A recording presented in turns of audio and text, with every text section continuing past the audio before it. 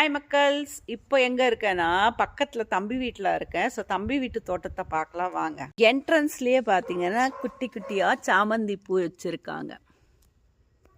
அதுக்கு அடுத்து ரோஸ் ஃபுல்லாகவே பார்த்தீங்கன்னா லேண்ட்ஸ்கேப் பண்ணி லான் பண்ணி. இது என்னம்மா நந்தியாவட்டம் தானே இது? வாட்டர் ஆப்பிளாம் எனக்கு கரெக்டாக தெரியல. அண்ட் இங்கேயும் பார்த்தீங்கன்னா ரோஸ் வச்சுருக்கோம், பன்னீர் ரோஸ்.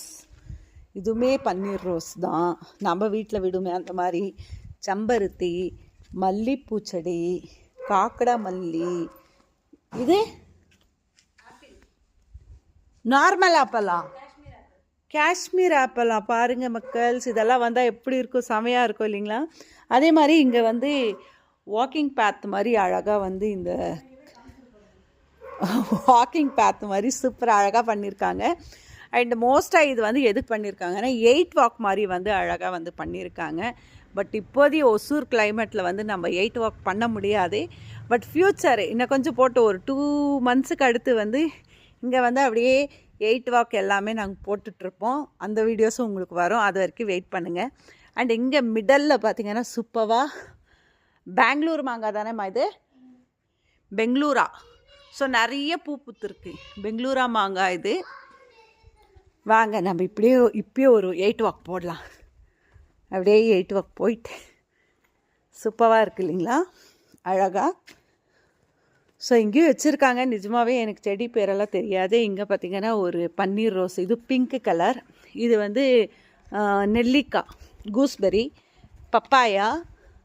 அண்ட் இது வந்து டேட்ஸ், இழந்த பழம். டேட்ஸ் கிடையாது, இழந்த பழம். அண்ட் இங்கேயும் ஒரு ரோஸ், மாதுளை பழம். இது என்னடா? இது ஏதோ ஷோக்குன்னு நினைக்கிறேன், எனக்கு கரெக்டாக பேர் தெரியல. அத்தி மரம் பாருங்களேன், அத்தி இப்பயே பூத்துருக்கு. ஃபிக் ட்ரீ. அண்ட் இங்கேயும் ஒரு பப்பாயா. ஸோ அந்த சைடுமே இருக்குது. அங்கே வந்து கொஞ்சம் பெரிய மரம்லாம் வச்சுருக்காங்க, சப்போட்டா அந்த மாதிரி.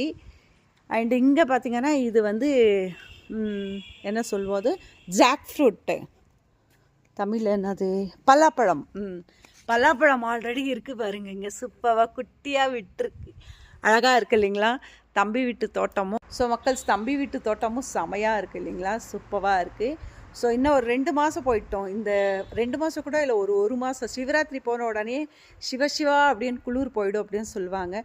ஸோ அது போன உடனே நம்ம வந்து இங்கே 8 வாக் பண்ண ஸ்டார்ட் பண்ணிடலாம். ஸோ அந்த பக்கம் வந்து சிறகு அவரை கட் பண்ணுறதை பார்த்தோம்.